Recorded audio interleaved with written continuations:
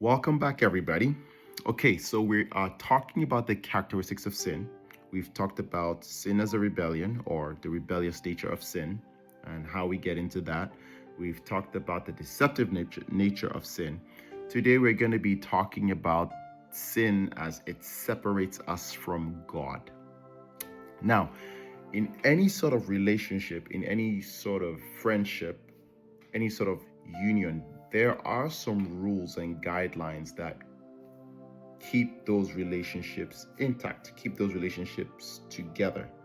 Once those rules are being broken and things begin to shift, it creates a fracture in the relationship. There begins to be a distance. Now, it may start with conflict, it may start with lack of trust, it may start as a result of lack of communication or proper communication, or for whatever reason, there is this imbalance in the dynamic of the friendship, of the relationship. What happens is that there begins to be a pushback, if you will. And when that happens, we get into a fracture in the relationship. This is the same thing that happens when we sin against God. God is holy and sin is not. God cannot stand in or be in the same place as sin. So when we sin, it naturally puts us away. It pushes us away from God. It pushes our heart away from the Holy Spirit. The Holy Spirit cannot dwell in the midst of sin. God cannot dwell in the midst of sin. It fractures the relationship we have. So where there's this natural fellowship, natural flow, sin disrupts that fellowship, sin disrupts that flow, sin changes the position of that, because sin again is putting yourself ahead of God, it's putting your will ahead of God. It's pride. And if we remember the story of Lucifer, he fell as a result of pride. Sin, pride cannot dwell in the same space, in the same environment as God. It just does not happen. So when we sin, when sin begins to have a strong hold in our lives, what we begin to see is that the intimacy we once had with God or the Holy Spirit begins to drift. It begins to change. Now, what does that look like? The desire to pray is no longer there. Your sensitivity to the Holy Spirit is no longer there. You're having trouble hearing from God. You go into seasons and you're unprepared. You begin to feel attacked. You begin to feel unsettled, restless. Even though you may be saved, you still don't have that peace. You don't have that intimacy with the Holy Spirit anymore. So you are saved, you are praying. Your prayer might be even dry. Worship becomes a chore. There isn't a longing to be in the presence of God. It's like when you get into a relationship with your boyfriend or your girlfriend, you always want to be around each other. You always want to be in each other's spaces. And in cases where you are not able to be in each other's spaces, thanks to technology, you can call, you can Zoom, you can FaceTime.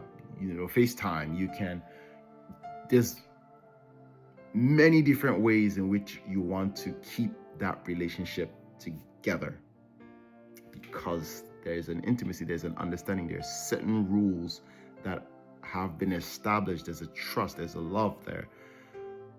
It's not the same when we begin to sin, when we begin to fall into sin consistently, when we begin to ignore the nudging of the Holy Spirit, when we begin to ignore the principles of God, when we begin to fall short of His glory, when we begin to do things that bring us and our desires satisfaction and neglect the Word of God. It brings that constraint, that's a bad thing. That's a bad thing. Now, that's just a general rule of relationships.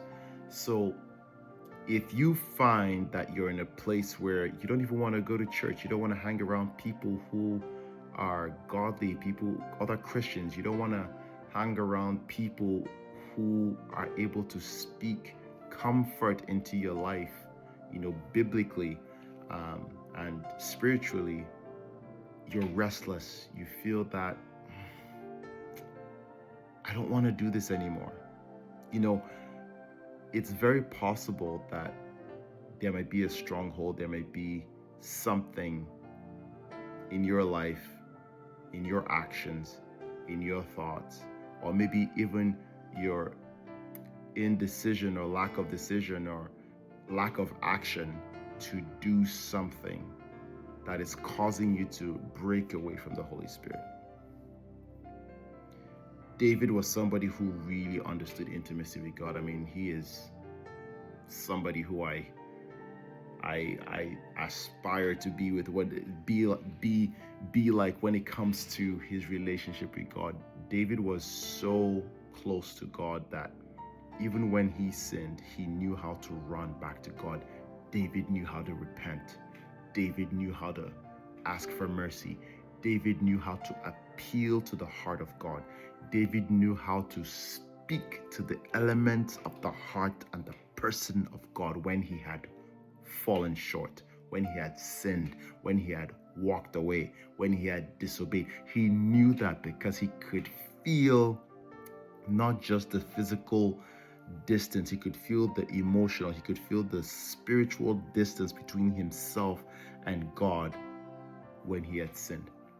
And the dangerous thing about sin is that sometimes we don't feel the distance, we don't feel the shift until the distance is quite vast. And that's the thing about sin. We talked about the deception of sin, right? It can happen in such a way where it starts very small and there's a little bit of a distance, and then you do something else, and then there's a little bit of a distance, and then you do something else, and there's a little bit of a distance. Now, be very sure of this, that the Holy Spirit will not just let you keep falling into sin without convicting you. Maybe through dreams, through people, in your prayer, things that you watch, people speaking to you, your loved ones trying to correct you, different ways, whichever method or whatever way God speaks to you, he will send signs to say, hey, my son, my daughter, I'm losing you. You're losing a grip. Like, come back. The Holy Spirit always does that. The problem is that we refuse to follow his will. We refuse to get back in sync with him. And sometimes by the time we realize it, the separation is so vast, the distance is so vast, and it can take some time to get back to the place where we were. Now, God being gracious and loving, the moment we begin to have that yearn for him and we recognize that we have sinned and we've walked away, we've fallen, he's gracious, he's merciful. He will draw us back. There's no distance that can keep us away from the love of God, and the Bible talks about this. It's very important that we stay close to God, because when we stray, we lose a lot. We lose his heart, we lose his guidance, we lose spiritual strength. Emotionally, we're restless, But the great thing is that even though sin creates that distance, repentance restores that intimacy. Asking God for forgiveness brings that intimacy back to where it is. James 4 talks about, it says, draw near to God and God will draw near to you.